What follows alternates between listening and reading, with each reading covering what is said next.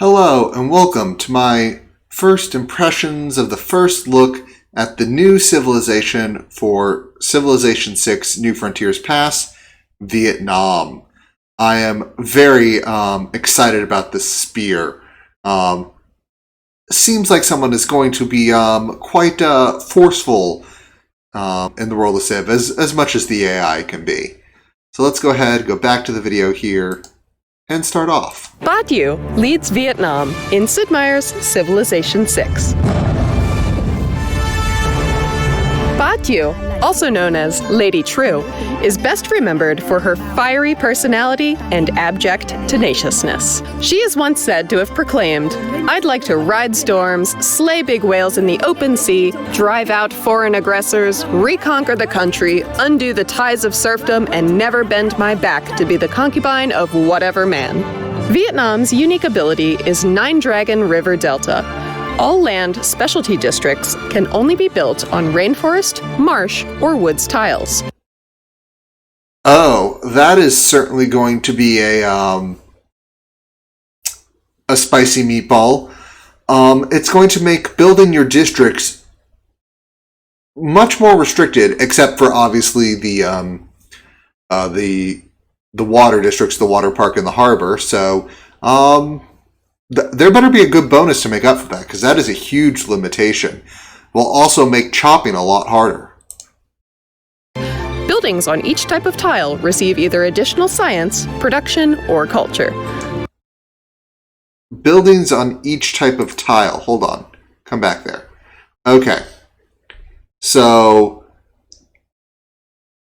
the marsh is getting extra production in its building. The woods is giving extra culture. The rainforest is giving extra science. Oh, so you turn essentially a chop into a boost to the building. There we go. We're earning a bit more. I don't know if that quite makes up for it, because not only do you have to build the district, you have to build the building. If it immediately gave you the reward upon building the district, we might be a little bit different. But perhaps if it's better, like on the tier 3 building, it's a +3. So it's by tier of building, then it could be better. Culture. This ability also allows woods to be planted with the Medieval Fairs Civic. Oh. Okay. So they are much earlier into the game, allowing you to plant woods. So you could have yourself set up for conservation really early. And with, what is that? The new the Preserve District, you may really try to actually do something where you have a bunch of unimproved woods tiles and then that are next to preserves, and then you later national park them. That could be a really interesting strategy. Vietnam's unique unit is the medieval era ranged unit, the Voi Chien. Inspired by guerrilla tactics, this unit has additional movement and can even move after attacking. It is more expensive than the crossbowman unit it replaces, but is stronger when defending and has greater sight. Vietnam's unique district is called the Thanh and offers additional culture for each adjacent district. Once flight is researched, this district... Okay, hold on. Let's go backwards. So, unique district is the Thanh, and, okay, replacement of the encampment, +2 culture for each adjacent district. Oh, this is really cool. So it could actually make going for an early encampment pay off a bit more because of the culture. After flight is researched, receive tourism equal to the culture output. Does not require population. Is cheaper to build. Cannot be built adjacent to the city center and is not a specialty district. Oh. This is what makes this interesting, is that it's not considered a specialty district.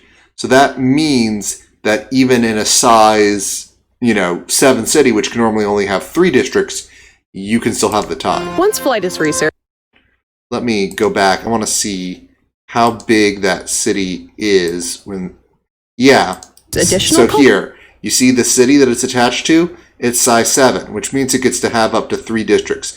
There we see it's 3 specialty districts. for each adjacent district. And then they also have this district. So that's really cool. That it essentially gets to be a extra district you get. That is really cool. Once flight is researched, this district generates tourism equal to its culture output.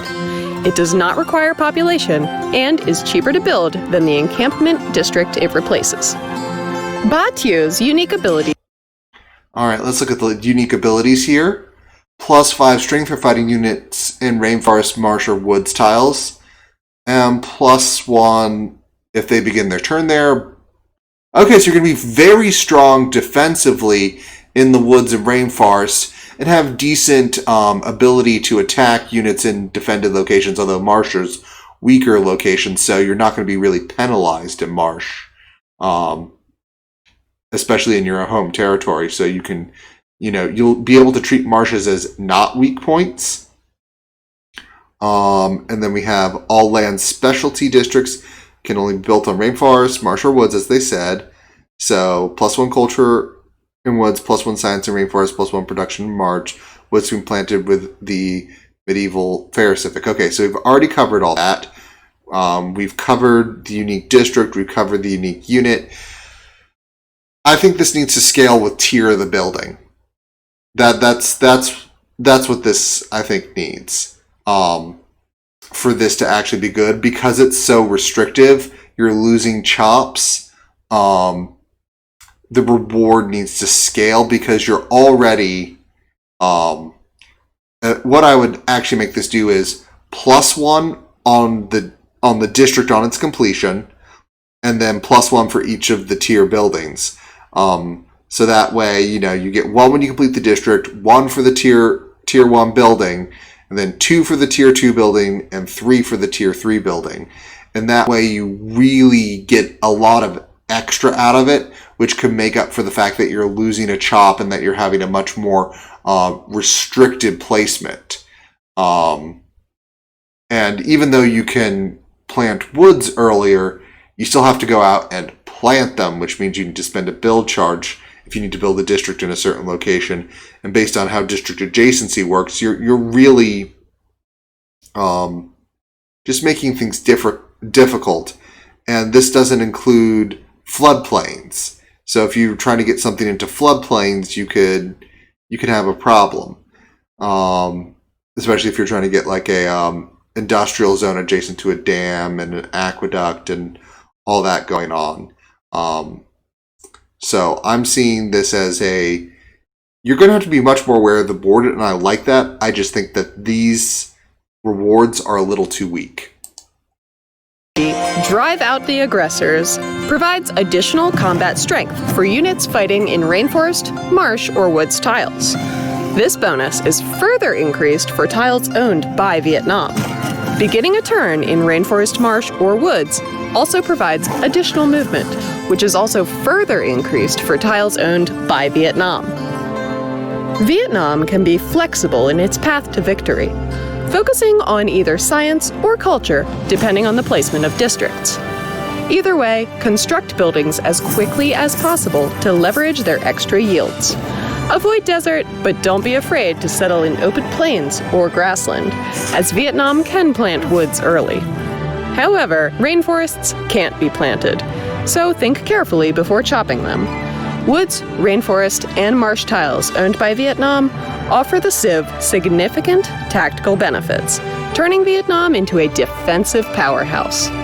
Of course, if you choose your battles strategically, these tiles also allow Vietnam to render some crippling offensive attacks. For these reasons, watch out for forest fires and volcanoes, which can be especially devastating for this civilization. Will you ride storms, slay big whales, and reconquer the country? How will you lead Vietnam in Sid Meier's Civilization VI?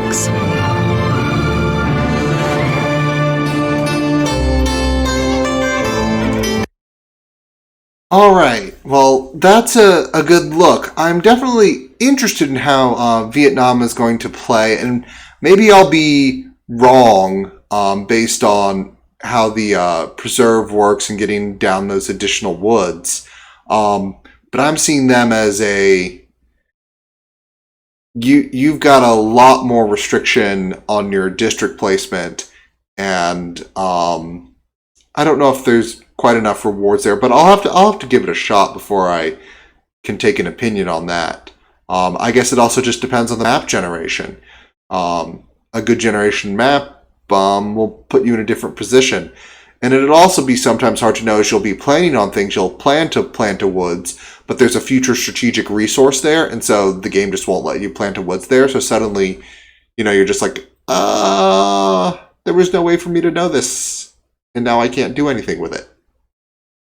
So I'm seeing Vietnam as definitely a new, interesting Civ to play. I certainly look forward to seeing how they play and what they do. That's fun. And I do like that encampment with tourism. That's a very unique kind of thing where you're just going to try to surround that military district with a bunch of other districts to give it a bunch of culture and a bunch of tourism later on. So that'll certainly be fun.